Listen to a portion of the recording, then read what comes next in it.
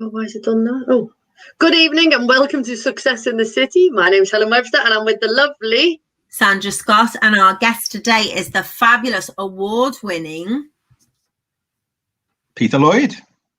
Amazing. Welcome, Peter, and thank you so much for coming and joining us this evening. We're going to find out all about you and all your amazing things that you've done, and all the exciting stuff that you've been doing in the past couple of weeks. But first, we always have our shout out to the little people. So any little people who've gone above and beyond and done amazing things for us. So what amazing things have happened, San? Well, I'd like to give a shout out to lovely Thomas, because I double booked Thomas today with Jacob, and Thomas was nice and he was very disappointed. He had his cake, he had his coat off, you could see there was cake on the table. He was all like that, and I was like, no, I'm teaching you tomorrow. His mum was absolutely lovely about it. It was entirely my fault. So I said, well, I'll give you a free lesson. And then Jacob came, who was fabulous, who knew all his dinosaurs today, which I hadn't expected because I got him dinosaur stamps. So that was just brilliant. So a shout out to Thomas for just being amazing and lovely and just perfectly well mannered and decent about everything, because he's only brilliant.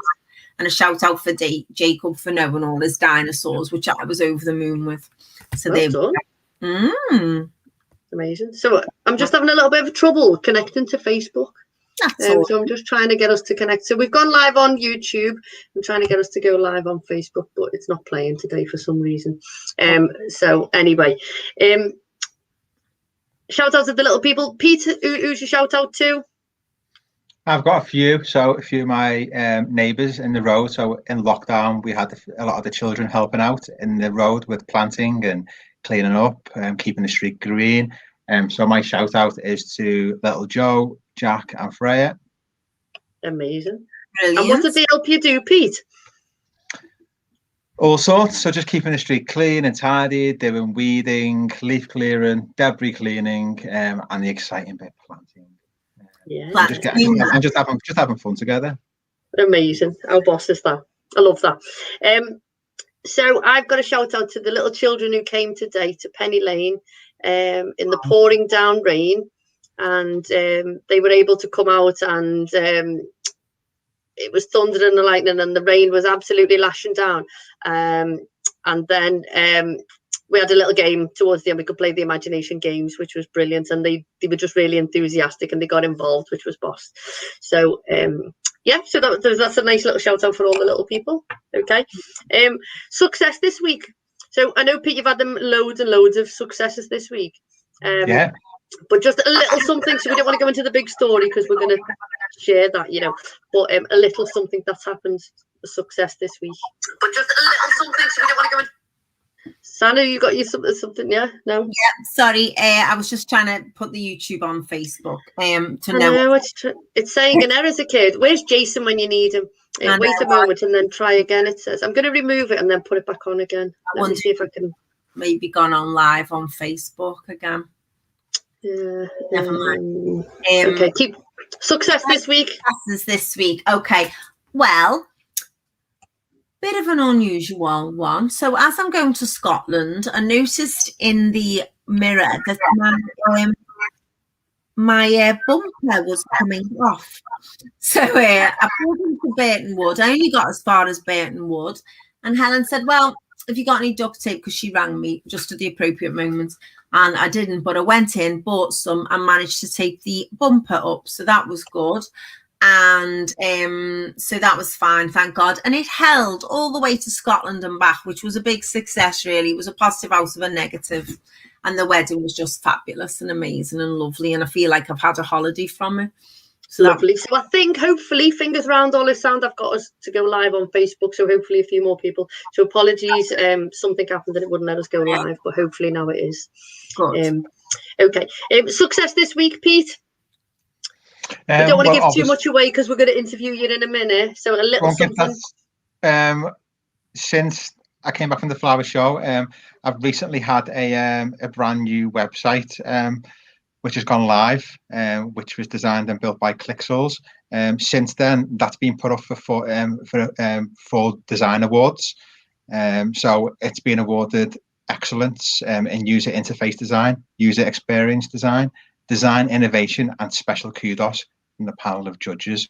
So I'm really happy with Andy and Serge with the work that they've done with my brand spanking new website. So really pleased that I've got an award-winning website for an award-winning Peter LLoyd. Yeah. Amazing. So let's put Peter, we'll put your website into the comments box, and then people can have a little look at your award-winning or nominated website as well, which is brilliant.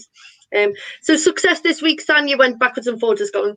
I've got to say that my success this week is being able to start the summer schools, the summer camps for the kids and the families. But unfortunately, as always, with the British weather, and Peter, you'll know a lot about this, let's teach 1 till 3 on Wednesday and Thursday. Wednesday morning glorious, Thursday morning glorious, 1 o'clock, the heavens opened. So yesterday we were in Granby Toxteth, and our lovely little line dancing ladies were there, and it absolutely bounced down. So I put the speaker out and I thought, oh, what are we going to do? So I put Singing in the Rain song on for a bit of a laugh, so they'd all sing and join. And then I thought, I'm just going to have a little dance. So I had a little dance in the rain. And then today we had a lovely time at Penny Lane, which was amazing as well. But again, it started absolutely lashing down, thunder and lightning at 1 o'clock. So hopefully, fingers round all the sound, next week the weather's going to be so much better. So Dave Verbeek's listening in, and he says we love the Lloyd. So there you go, Peter LLoyd, Dave Verbeek loving you. So that's cool. So we're going to find a little bit more about Peter, and we're going to ask him this or that. So I'll ask you and Sandra something, and then Sandra will ask me and you something. So do you want to go first, Sam? Okay, I'll go first this week then. Okay. Peter, rockery or pond? Ooh, pond. Why? Well, just bringing wildlife into your garden is really important. And being able to, enjoy water in the garden. Mm-hmm. I think that gives a garden a lot more than rockery, in my opinion. Fair enough. I think I'd go pond because you haven't got to weed a pond. Whereas you'd have to weed the rockery, wouldn't you? You have to get there's all slime in them and everything, and not if you get a filter. Frogs jump into your house through a calf flap. Anything could happen.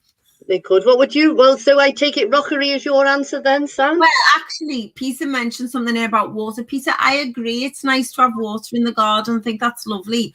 But that might come in the form of a water feature that went down a rockery and was pumped back up.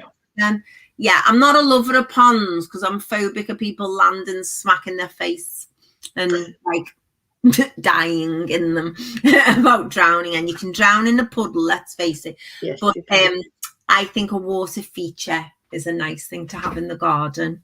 Yeah, I think as Peter was saying, that the sound of water in the garden is lovely, and having the wildlife and things. Okay, lovely. So rotavator or digging by hand. So turning the soil by hand or hiring a rotavator. My allotment's hell. Well, it depends on what you're doing. If it's a big job, then a rotavator certainly helps. But I think to appreciate a job and appreciate gardening, you can't beat a bit of hand digging. There we go. What do you think, Sam? And again, it depends what the ground's like. If it's hard and tough and clay, then definitely a rotavator. Well, when I started digging my allotment, Peter, it was hard and tough and clay. Then the heavens opened for a few weeks a while back, and it was easy to dig, but it took me a long time. And I'm sharing the allotment now. I've got a bit of help because I've given half of it to Bev Hogan because I was struggling with the size of it.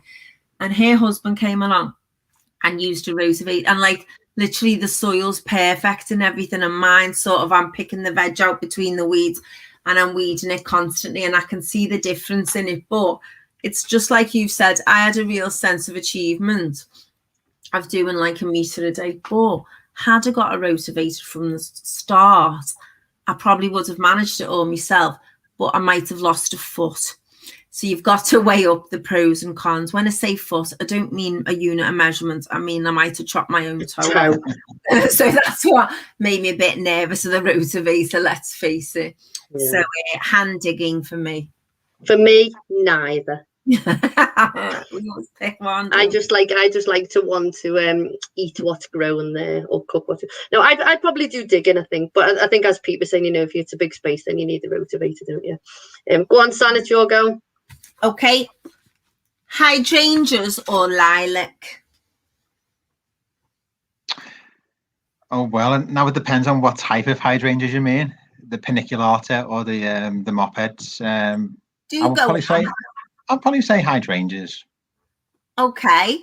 Just because you get them for a lot longer flowering season. They're a lot prettier, and they just offer that dazzle in the summer. So is the hydrangea the one that you can put things in the soil and it turns the colour off them, or is that a myth? Or am I talking about a totally different plant? You can put solution in the ground to change the colour, but I tend to just leave it to do whatever it does naturally.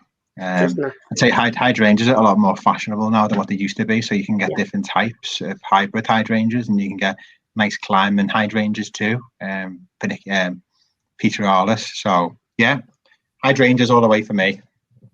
I'm going to go hydrangeas as well. What would you go, San? Hydrangeas, 100%. Okay. Theme park or water park? Theme park. Theme park. What would you go, Sam? So I know the answer to that. No, you don't, because I like water parks. Like, so when I used to go to Florida, I loved the water park, but the only thing I did would go in the lazy river around and the thing and catch the sun. You see, it's an opportunity to sunbathe for me, and so I do quite like water parks, but I love theme parks. But if I was thinking of like Florida and I was thinking of Wet and Wild or Blizzard Beach or something like that against Epcot or Busch Gardens, it'd have to be theme park. Yeah, I'd go water park, 100% water parks, down the slides and everything. Yeah, water park for me. But I don't mind the log flume. Not really water park. Yeah, it's a water activity. It is. Go on, Sam. Okay. Weeping willow or oak tree? Weeping willow. My favourite tree, Peter. Weeping willow for me, 100%. It always reminds me of swallows and Amazons. It reminds me of Winnie the Pooh. Yeah. There's always like our next door neighbour had one in the garden, and we used to like sit underneath it. So it was like a bit of a den already made for you. So it was like really cool when you were little. Beautiful, aren't they? They're just beautiful trees. And they're nice over ponds as well, because you get a nice reflection in the pond from them. If you like ponds, that is, but you prefer rockeries. This is why you're a garden designer. Yeah. Okay.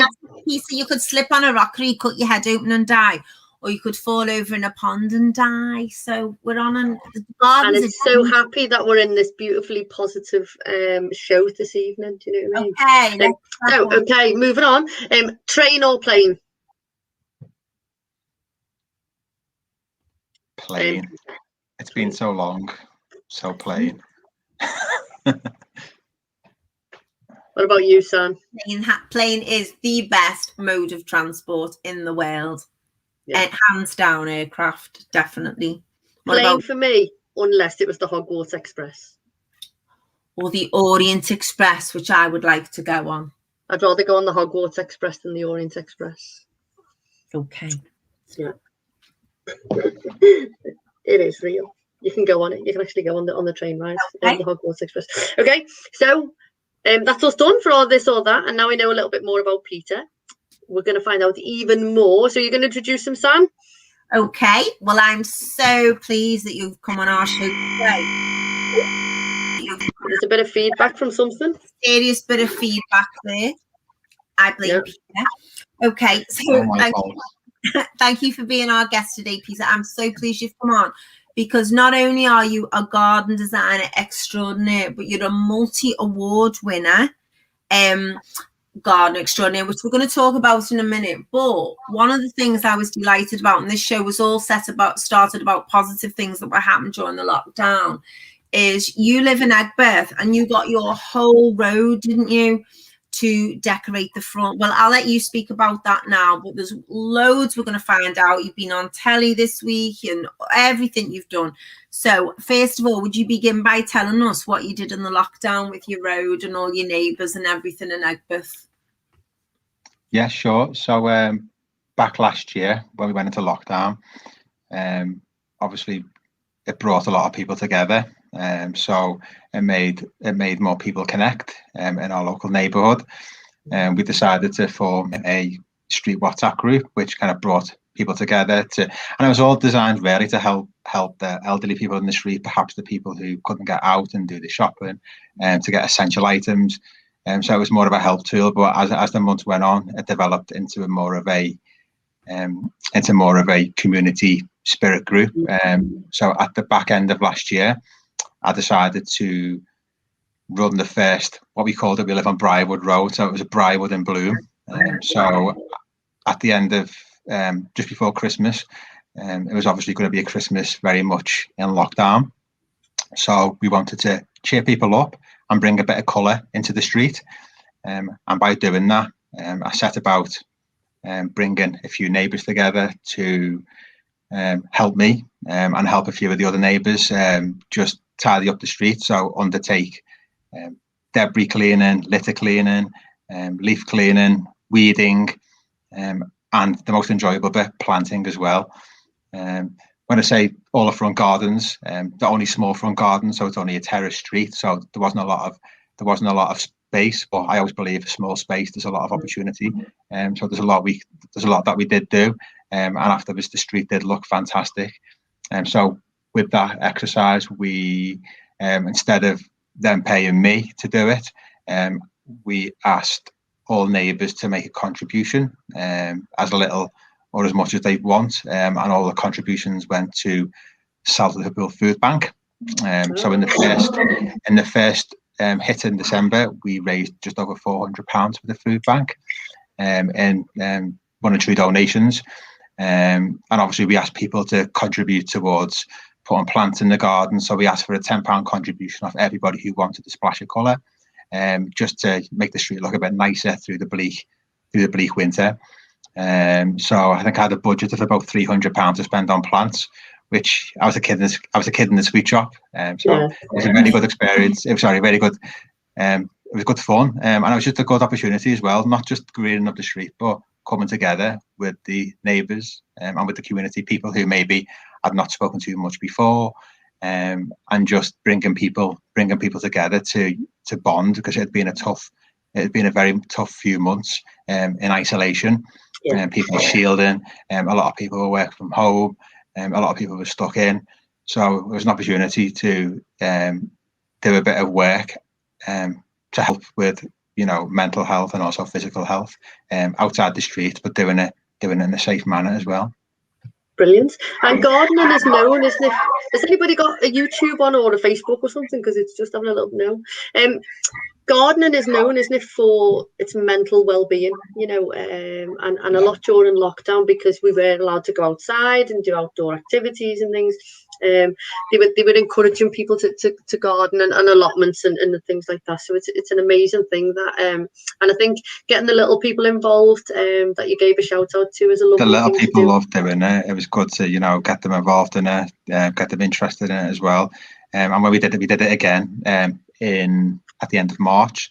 So we were trying to make it a seasonal thing. So that was the winter cleanup. We did the spring tidy at the end of March, and we had more people helping out, and we had more houses which wanted to get involved and have more colour, tidy up.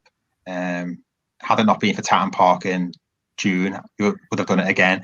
But I had a bit too much on to organise, so we'll be doing one hopefully in the early autumn, just to give things a bit of a tidy up before. And for those people seen it, absolutely beautiful, because I saw the pictures of the road on Facebook. Now, when I was a kid, I used to deliver the Mersey Mart in your road. Oh, did you? Yeah. To my house? Because I love Negbythville. So my first paper round was up all that way. And I saw the pictures on your page and I was just blown away. I thought they looked fantastic. So yeah, well done to everyone. Now, you mentioned Tatton Park, the Tatton show then, didn't you? The RHS show, as it's called. Yeah. So would you like to tell our viewers and listeners about that then? What's just happened? Because it's very, very exciting. And you're a bit of a celebrity now, so watch out, Charlie Dimmock. So yes, I was fortunate enough to be invited to exhibit a show garden at the RHS Tatton Park Flower Show last month. It was a long time coming because I should have done it last year at the Chatsworth Flower Show, but the year that we just had, we didn't have any flower shows at all last year. But the RHS put my name in a hat to have one this year at Tatton Park. So the garden that I exhibited at Tatton was called Breathe Easy. So the background into that was it's a garden for mindfulness. It was very much a mindfulness themed garden. And part of mindfulness, you're focusing on your breathing. So that's why the garden was called Breathe Easy. So it was only a fairly small garden. So it was a 6x6 plot that we got on site. So the garden itself, as you walk into it, was sunken below ground level. So I wanted to give users the feeling that that once you're inside the garden, you're in a private and secluded space, and you can undertake mindfulness, either meditation and focusing on your breathing. And I think most importantly as well, I wanted it to be a space where it brings communities together. It's part of what I believe in and what I do, and all the jobs that I try to do. I always try to involve the community in some way. So the idea is, with the materials that I used, I wanted the garden, if it was to be put into a real life project, it could easily be put into a local park, a local garden. It could easily form part of a smaller part of a larger park or garden, such as, Sefton Park, or parks around the city, or also kind of an inner city private garden. So the garden itself, in terms of the hard landscaping, we used, because I wanted it to, represent the end user, and where it was going to be put. So we used reclaimed tropical hardwood sleepers for all of the perimeters. All of the reclaimed tropical hardwood was environmentally sourced. So we used a supplier down in Essex. So when I say the sleepers, they're not the traditional railway sleepers which we use, which have got creosote and tar on, and they were in fact marine sleepers all the way from London Dock. So in that, because they are marine sleepers, there's no tar, there's no chemicals, so it's all environmentally friendly, good for the wildlife, good for the plants, and also when you sit on it or perch on it, you're not going to get a nasty piece of dirt on your clothing, because it's got no chemicals on there at all. So within the garden, I really wanted to use it as not just an ornamental garden where you just go and look at and go to enjoy. I wanted it to engage with the community as well.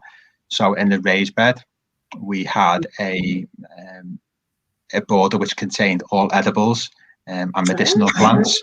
So full of aromatics such as rosemaries, lavenders, lemon verbenas, echinaceas, cotton lavenders, lots and lots more. But the idea to have that was I wanted communities to go in and sit or simply just perch on the raised bed. So everything was designed in line with DDA pretty much. So although the garden was sunken, there was a gate at the back of the garden which you could get. In the future, you can get level access in there, designed to a width, so you'd get wheelchairs in there. There was a turning circle for wheelchairs, and obviously the raised bed was designed at a height where one could easily just perch on to do either weeding, plant care, harvesting, or just simply to chill out. So the garden had many different functions, lots of different seating areas and rest points. I always believe that a garden to have a seating area, it doesn't need to be a formal seating area.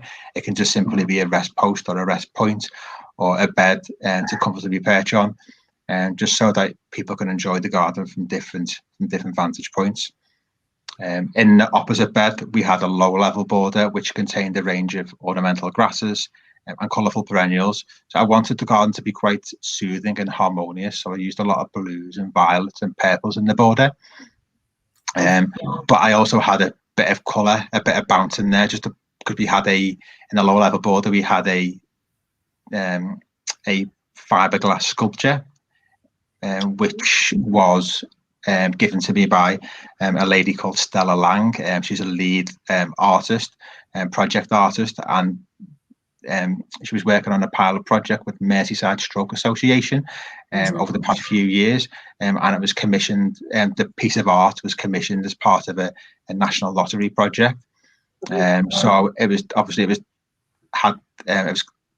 had mosaic patterns on there.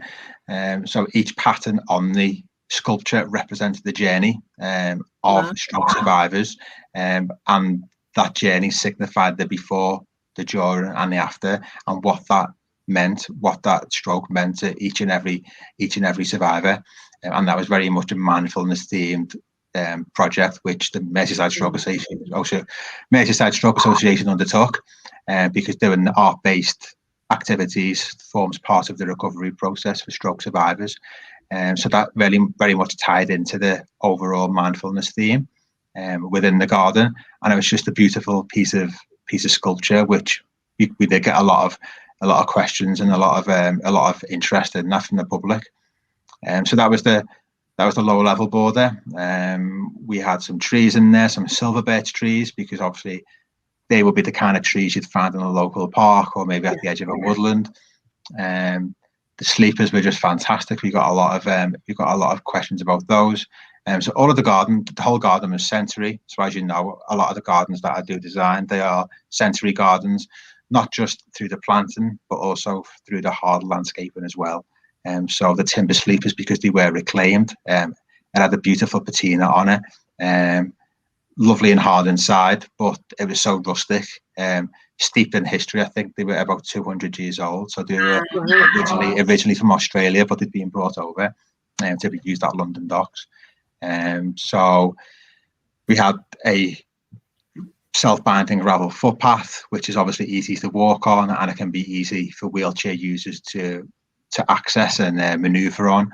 So the whole garden was 100% accessible, and very much a sensory garden for people to enjoy and just de-stress and retune from the stresses of everyday life. How many gardens were there exhibiting? How many different gardens were created at the show? So there were a few different categories. So within my category was the full Tatton gardens. So there were 4 gardens in total within my category. So there were 2 charity gardens. There was a Macmillan and a Cancer Research, and then there was 2 separate gardens. There was Pip Rowe with myself. So there were 4 in total, four big gardens, and then they had a young designer category as well, which is I'm not that young, unfortunately. I don't come into that classification. Not being under, I think it's 28 it is. So there was a young designer category, and I think there were 6 in that. So that'd be 10. Plus they had smaller back-to-back gardens. So that's just a category that they have at Tatton every year. And there were about 20 in total, I think. And tell us about the award you won, because you won an award, didn't you? I did. So I was awarded a silver gilt medal, which I was really thrilled to receive. Obviously, it's my first RHS flower show experience, and in that, obviously, I've done Southport before, but obviously doing the RHS one, it's a different kettle of fish. The standards were a lot higher, and it was a good opportunity for me to pit my wits against peers in the industry, but also the garden was being judged as well by professionals in the industry. So for it to be awarded the silver gilt, which is only 1 down from a gold, was really, really impressive, and I was thrilled to receive it. And so, did they welcome you back? Do you get the opportunity to go back, or do you have to apply, or how does that Hopefully work? they'll take me back. But exhibitors do need to apply for it. So the process was submitting a design with the technical information, drawings, putting together a bit of a reason why you're doing it. So when you apply, your application is assessed by a panel. So it was accepted last time. So hopefully, if I decide to do it again, which I think I will, then yes, it'll go past the panel of judges who'll say yes, come in, or they might give me a bit of feedback to say, you may like to see this. So yeah, fingers crossed. And Peter, is it because you won this Silver Guild that you were on the telly? Because you were interviewed, weren't you? And you were on BBC Two on Saturday evening, weren't you? Yes. So Joe Swift, who is a garden designer, he's a presenter for Gardeners World, and they did some televised coverage on Friday and Saturday night. So Joe was in my garden on, I think it was Thursday morning, and spent an hour and a half, I think, to capture about 4 or 5 minutes worth of coverage. So he did a bit of an explanation himself, a bit of a walkthrough, explaining a bit about my garden, and then he invited me in to my own garden to ask some questions about the garden, a bit about the sculpture, because that was a big interest point, a bit about the planting as well, and just to congratulate me on my medal. So it was great to have Joe in the garden with me. And yes, it's on. It was on BBC Two on Saturday night, from 7 till 8. So if you did miss it, then you can catch it on BBC iPlayer. Brilliant, because I was at a wedding and I'd like to watch it desperately. Yeah, fantastic. Because I don't know anyone who's won a medal before for gardening at all. I know. So I just want to say that Joanne Fife is listening in, and she says, thanks to the Breathe Easy Garden and Peter's knowledge, I now know the large daisies are called echinaceas.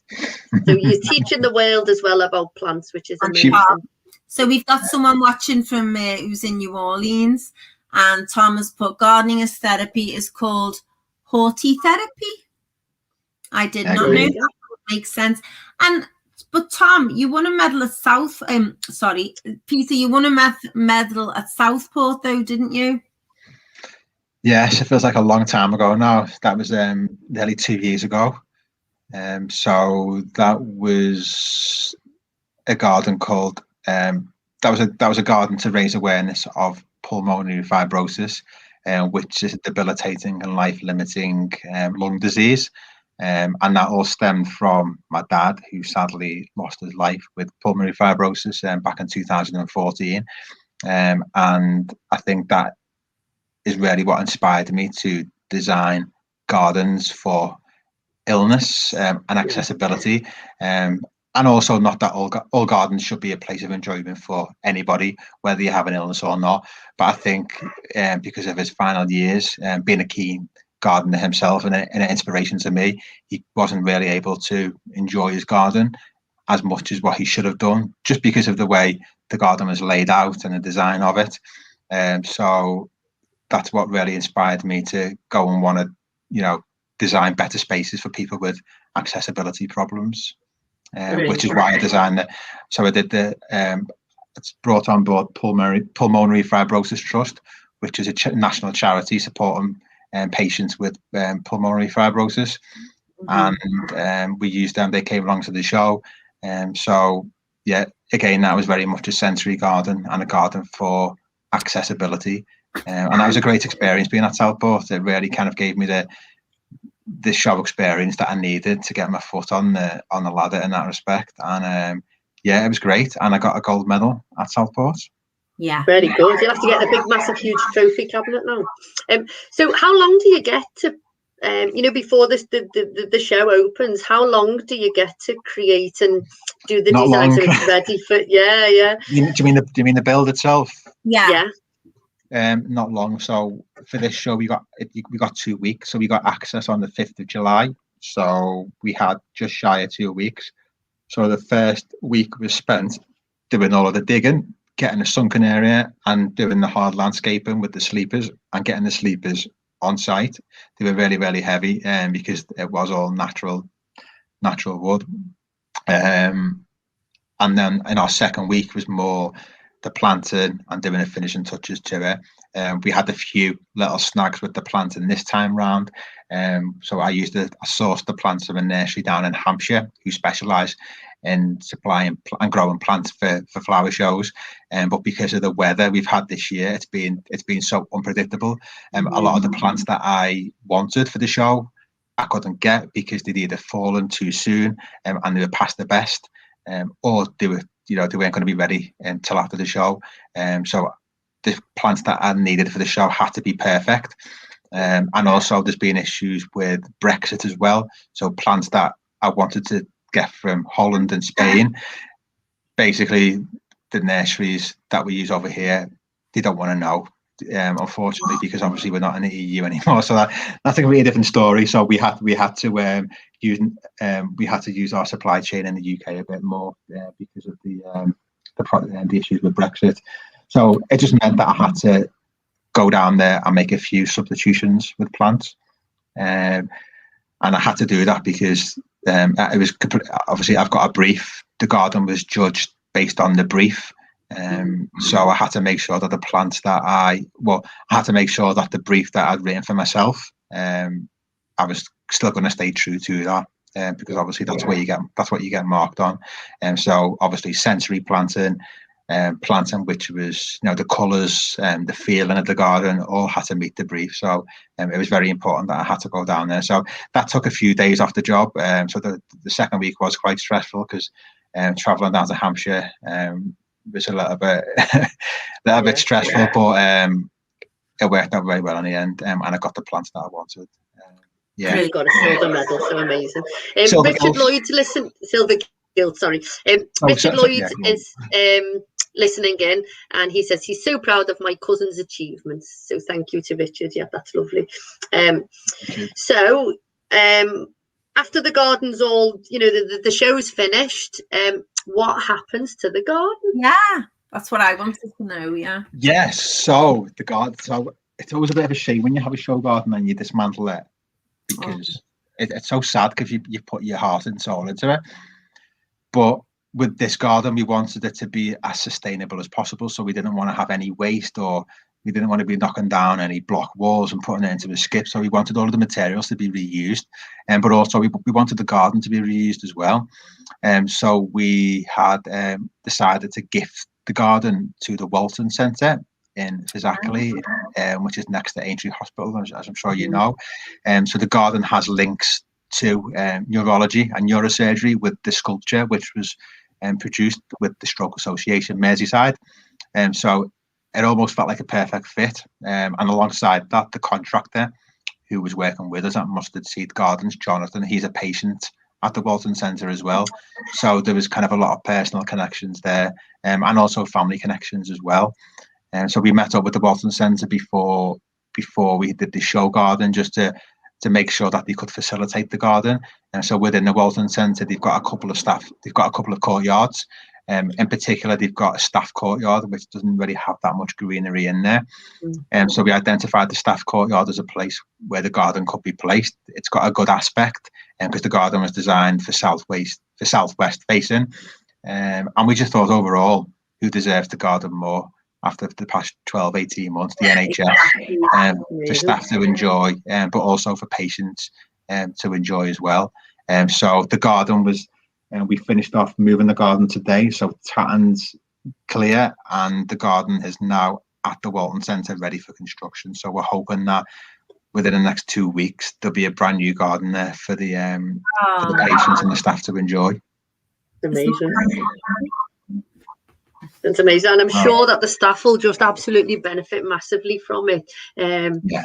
Because, as you say, they have had a really tough, and they've just been phenomenal, haven't they? We're just so lucky to have the staff, but for them to be able to go outside and maybe have a little quiet time and just appreciate, and being in the garden and the green space just, helps them relax and just enjoy the space. So the builds, that'll take another 2 weeks, is that right? Yeah, about another 2 weeks. So with the show garden itself, it was only built to last 5 days, a week. So obviously when we construct it again at the Walton Centre, it'll be constructed to stand up for a lifetime. So we just need to be mindful of that when we're putting in, we'll have to put in concrete footings for the sleepers, and obviously the footpath as well. And we'll have to be durable. But yeah, we reckon it'll be about 2 weeks worth of work. Amazing. Yeah. That's such a good thing to do, isn't it? So we'll be putting on the link. I'll be putting the link for the iPlayer and all the information if people want to access it and watch your interview that was on BBC Two on Saturday.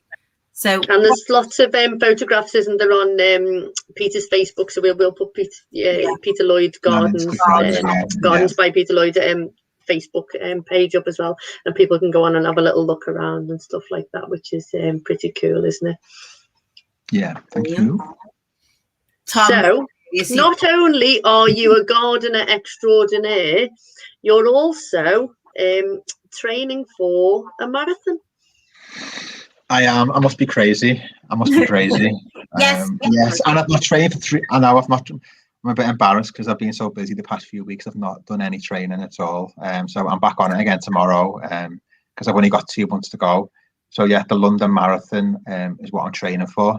So it's the first year, I think, or one of, it's on the 3rd of October. It's usually in April, I think. But obviously because of COVID, it got flipped forward to October. So yes, I'm going to be running my first marathon, and I'm going to be running the marathon to raise awareness and to raise funds for a charity called the War Memorials Trust. Right. Okay. So War Memorials Trust works to protect and conserve war memorials, and it does that through giving conservation advice, and it also facilitates grant schemes as well. For the thousands of war memorials across the UK.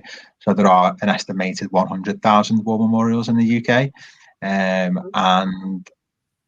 obviously they were all built, just over a century ago, between like 1918 and 1921 after the First World War, and they were all constructed by communities, all paid for by communities. Obviously, as time's got on, custodianship of war memorials, it comes a little bit blurred. So in some cases we don't know who's responsible for war memorials, and that led to some war memorials falling into a state of disrepair.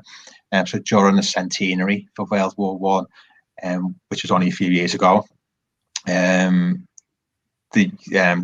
War Memorials Trust received some money from the government to help restore a lot of the war memorials desperately in need of necessary conservation and repair works, and I was fortunate enough to work on board with them.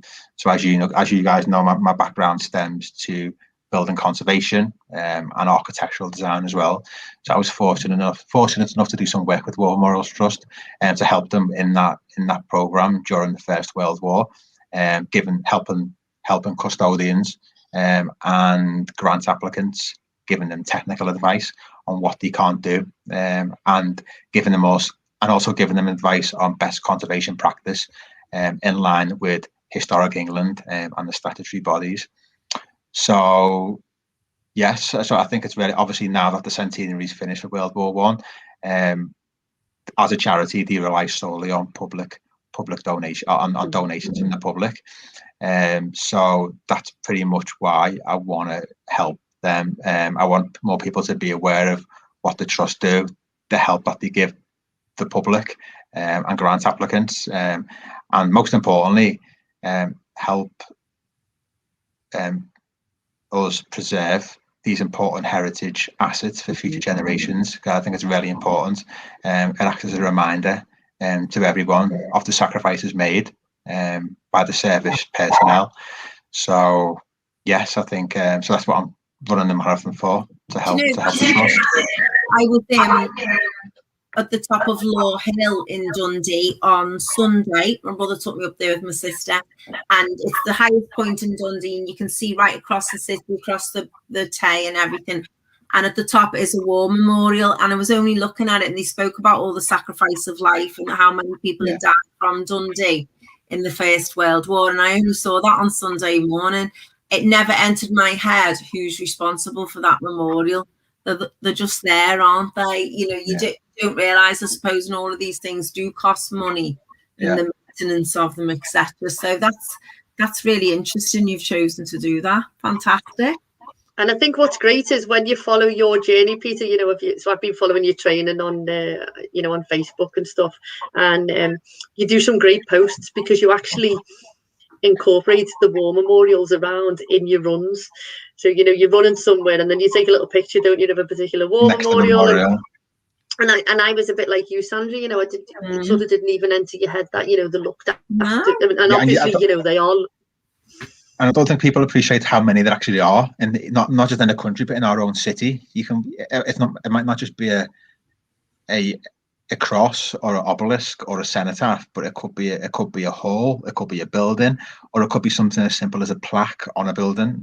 So we've got loads of them around, and in terms of training past the war memorials, I think I've made a rod for my own back, because I've done all the ones around within a certain radius of my house. So now I've got to run even further now to get new ones. So. So what mileage are you up to? What you're on with you? Are you on target? Have you downloaded a plan? Have you been given a plan, or are you just doing it yourself? I've been working roughly to the plan. I've done a half marathon so far quite easily. I'm happy with that. I just need to do it again. So I'm happy with where I am. However, training has been at a standstill the past 3 weeks, so it'll be interesting to see how I fare tomorrow.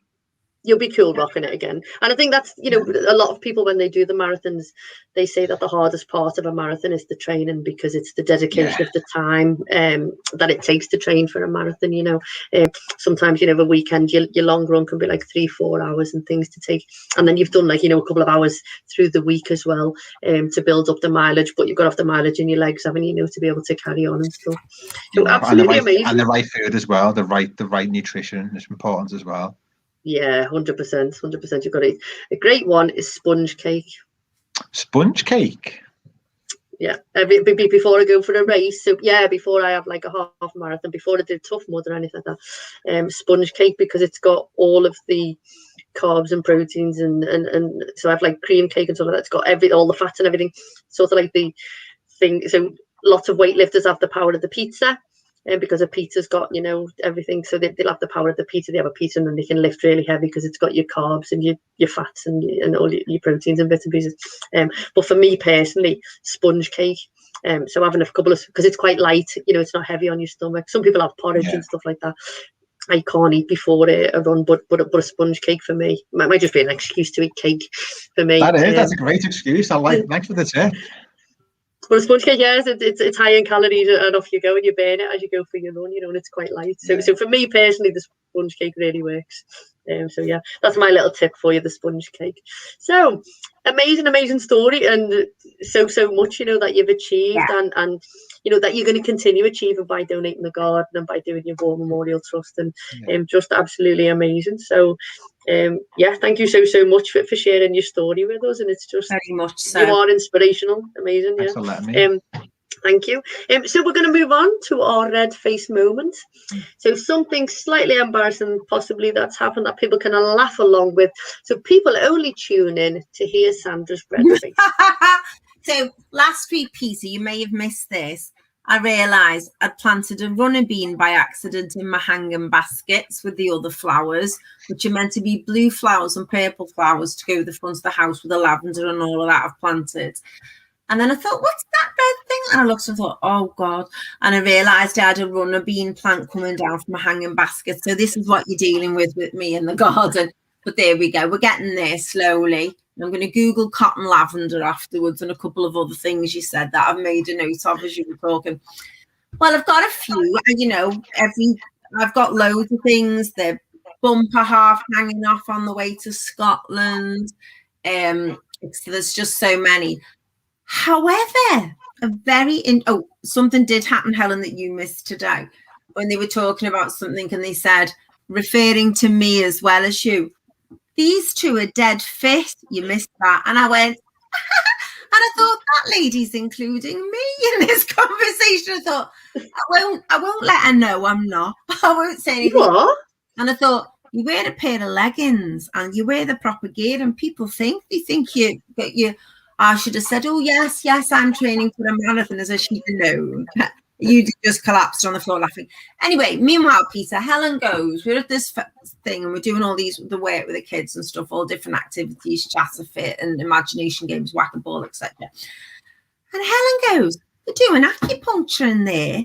He said, we can have a go. We just go for 20 minutes and try it. So I went, all right then, I'll try anything. So I went in and you sit there and we're all sat there apart from each other. So the lady goes, sit there. She goes, I put this breathing music on. So we're breathing in and out slowly. Anyway, she picks me first. The woman puts pins in my ears that was sticking. And I went, ah! And she was going, breathe in, breathe out. So I was thinking, and it really hurt. So she did 4. And then she went, lung, and stuck in here. The 5th point was for your lung or whatever. Now, I think my lungs are all right. But anyway, that hit. But that was. Hang on. Then she asked you, were you a smoker? Is that what she said?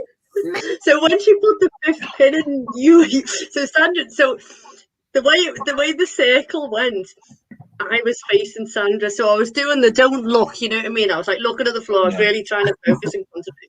And as they went like that, she went, ah! As she put the pin in her ear. And she went, oh, are you a smoker? And you went, no, I am not. And she said, oh, because sometimes it really hurts if you're a smoker. And then she did your other ear, didn't she? Which was killing me. So she said, I've just got 3 in that one. So I had 5 things in this. And then when I saw Helen's, I thought, she's got big orange things sticking out.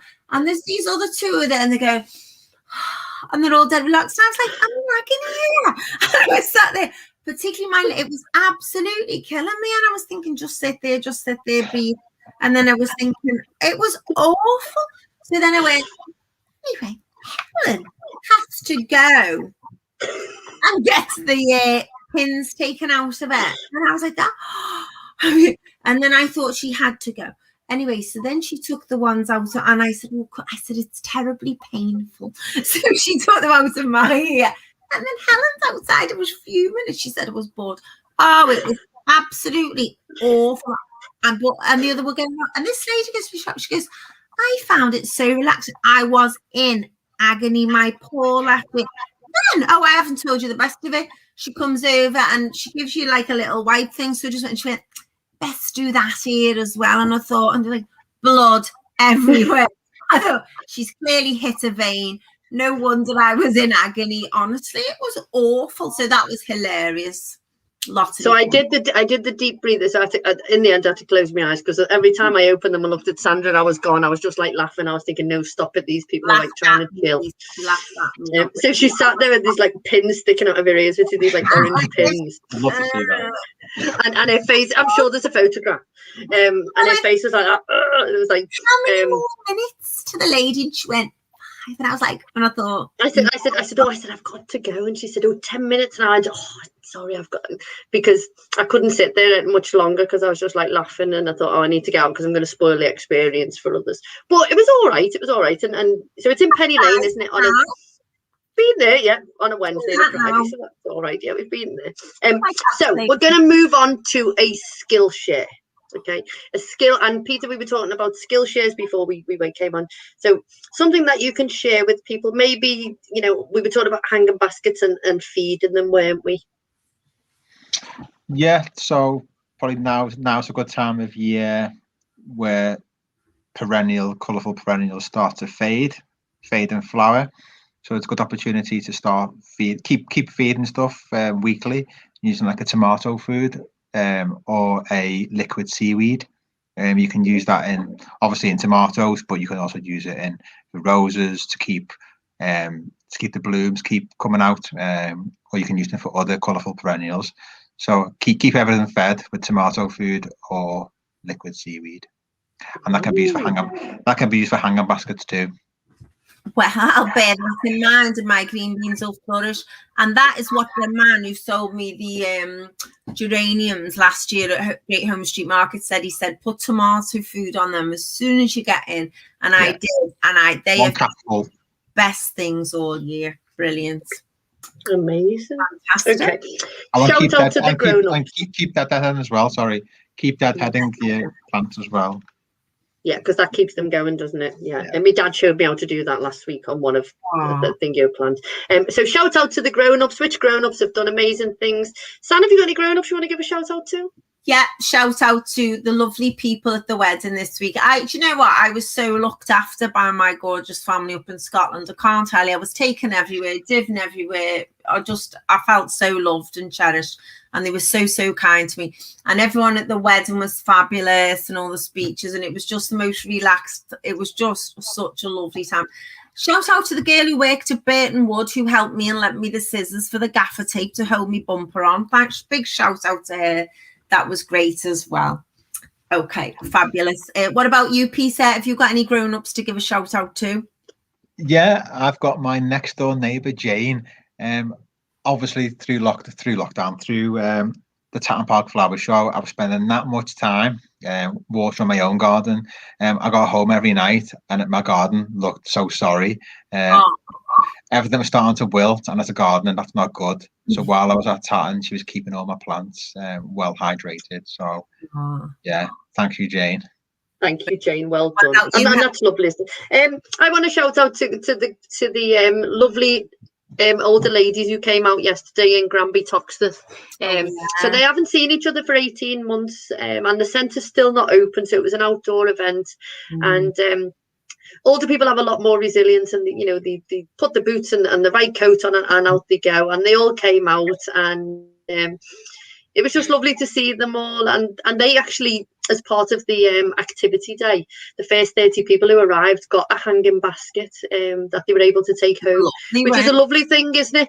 And it was begonias, wasn't it, in the hanging basket? And it was just lovely that Peter's like, oh, don't put begonias in baskets. I don't like begonias, sorry. I loved, but it's lovely that, there's going to be 30 nice, houses with a hanging basket outside, which lifts the area, and it was nice and colourful and things like that. So it was lovely. So Joanna Fife is saying, my friend did something similar last week. She put a plant in front of her downpipe, intending it to grow up in time. Right. She thought it was a sunflower. However, it started sprouting a vegetable, and it turned out it was a pumpkin plant. Brilliant. That's me all over. That's me. I mean, my dad got some bulbs last year, and he planted them, and there was some, I think, blue ones and white ones or something. And the blue ones came up and flowered, and the white ones didn't. And so my brother's a gardener as well, and he went, they're onions, and they were actually onions. So the bulbs must have been put in the wrong packaging, wherever they were. So yeah, so they had onions. So a positive challenge, Pete, a positive challenge that we can give to the listeners to go out and do something positive. Plant more plants for the benefit of pollinating insects, because we need to be encouraging more wildlife and insects. So maybe putting in, now's a good time to put in kind of your plants, your late summer perennials, whether you've got Verbena bonariensis, you could put in eryngiums, otherwise known as sea holly, rudbeckias, or heleniums, echinaceas, which I had at the flower show. There's lots and lots of different plants for pollinating insects we can be using to encourage more wildlife. Brilliant. And there's quite a lot of like in the central reservations, they've sort of sprinkled the wildflowers and things, haven't they, which looks lovely, as you're driving along. And that's been brilliant because and it's also saving like the local councils and things loads of money, because they haven't got to mow up and down and stuff like that. And it just looks so much nicer, doesn't it, when you're driving along and you've got like poppies and blue ones. I don't know what the blue ones are, but they look nice as well. Yeah, if you're doing that as well, it's always good not just to throw it down on grass, preparing the surface first. So either tearing the turf over to create a bed, or giving the the lawn of Scarify, just so that when you put the seed down, it's got something to grow into. Ooh. See, we're learning loads today. Loads today. What, I've written loads down that he said. He's good on his Latin as well. He is indeed. So not as good as you, Sandra. We've come to the end of the show. Peter, thank you so much for giving your time and sharing your inspirational story. Sandra, you've been amazing, and we've had a great laugh this week, and I'm sure we'll have a laugh for the next couple of weeks. But Peter's going to give us some more of his Latin, and he's going to do his closing quote, of which was his school something or other. Motto that you live by? Achievement by faith and work. Achievement by faith and work. Yes. Brilliant. Amazing. And graft, and you'll get and there. just keep going. Yes, just believe in what you do. That's us. Keep on keeping on. That's what we always say, don't we? So thank you very much, and we will see you all next week. Thank you. Thank you. Bye-bye.